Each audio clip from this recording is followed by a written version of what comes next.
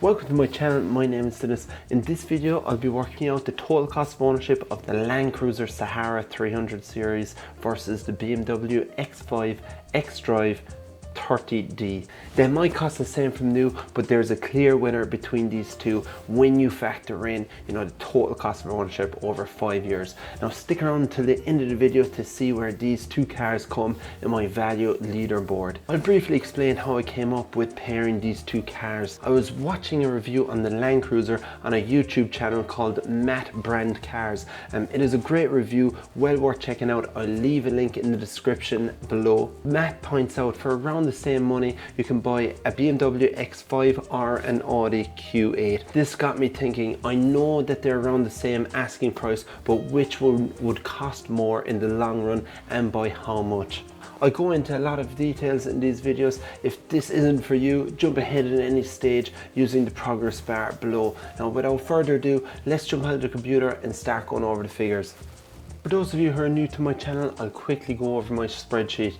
Step 1, we've got car depreciation, running costs and finance. Step 2, we've got fixed costs, and step 3, we've got dimensions, weight and performance. So starting off at step 1, I won't be going over all the figures in the spreadsheet, just the ones that stood out to me. If you want a closer look, by all means pause the video at any point. On the left hand side I've got the LandCruiser, and to the right of this I've got the X5.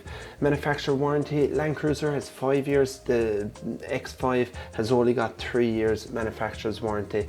Car purchase price, the LandCruiser is over $3,000 more expensive. Car sale price, what I do for this is jump on the car sales to see what a 5-year-old LandCruiser is currently selling for with similar specs and kilometers. Now currently they're going for $115,000, meaning they've depreciated 20% since new. Now the X5 is currently selling for $70,000, and that means they've depreciated by 50% from new. A massive sum of money there. We're saying that we own the vehicle for 5 years and we're doing 10,000 kilometers a year. Forecasted maintenance costs over the life of the vehicle. Obviously for the LandCruiser I'm leaving this blank because it's covered under the 5-year manufacturer warranty. I'm being nice to the BMW here and leaving it blank also, but bear in mind you will be driving the vehicle 2 years outside of the manufacturer warranty, so if anything goes wrong during this period you're out of pocket. I really do think that BMW should be up in their game now to compete against the other manufacturers. Now the servicing cost, I'm getting an average cost per service over 10 services. This works out to being $375 every 10,000 kilometers or 6 months, whichever occurs first for the LandCruiser, where the X5 is $538 every 15,000 kilometers or 12 months, whichever occurs first.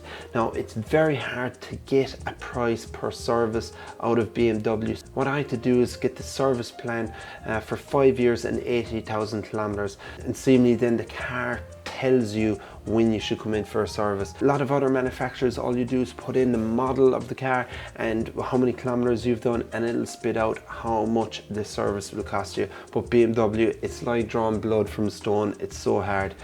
Now something to bear in mind, with the LandCruiser you're servicing it every 6 months, where the BMW is once a year. Moving on to the brakes and tyre costs. A pair of front tyres for the X5 is only $80 more expensive, but a pair of rear tyres will cost you $640. Here we've got the braking components. Let's have a closer look. BMW charge $298 an hour and Toyota only charge $154 an hour. Up here we've got the components cost. Next to this we've got the labour time. So I'm allowing 1 hour to replace the pads and 2 hours to replace the rotors. This is the total cost per labour, and this is labour and components combined.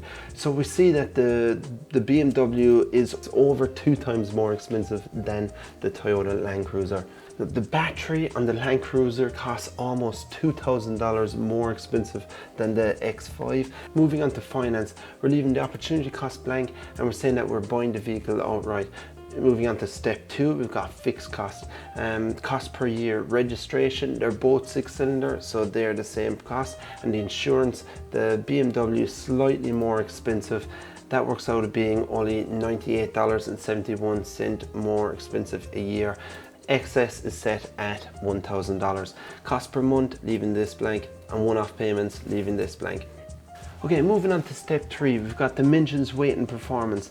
Now this has no implication on the cost of the vehicle, but it highlights a few of the interesting facts. By the way, the power's in kilowatts and the torque is in Newton meters. So let's quickly run through a few of the figures. The LandCruiser has more power, torque, but it is 1.2 seconds slower 0 to 100, mainly because it weighs an extra 435 kilos, which is almost half a ton. The LandCruiser's only 58 mil longer. For those of you who are in America, that's what 58 mil is. The width, the BMW is actually 24 mil wider, again, which is, you know, pretty much an inch.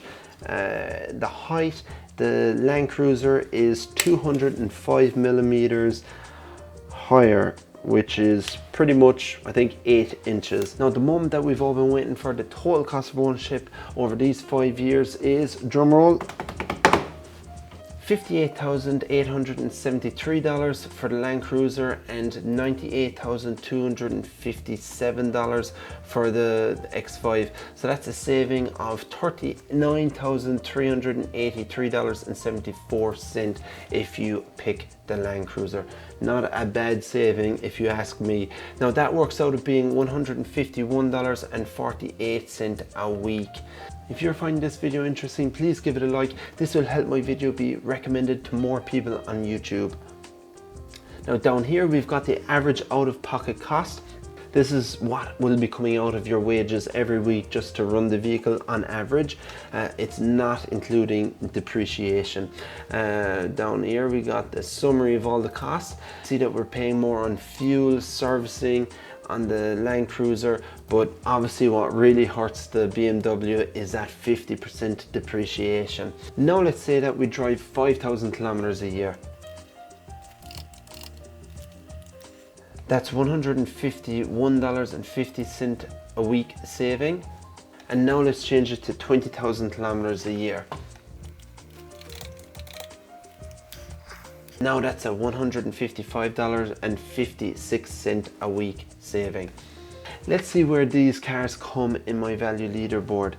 Now bear in mind, I'm leaving out opportunity cost and finance. I'm saying that we're driving 13,000 kilometers a year, which is the average distance that we travel here in Australia. Currently, the Toyota LandCruiser sits in 13th position, right behind the Golf R, and the BMW X5 xDrive is in 16th position, right behind the BMW i30 iM.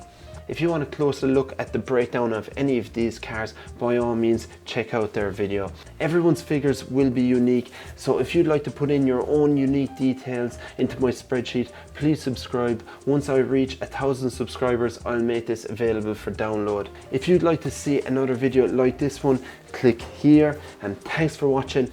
Bye for now.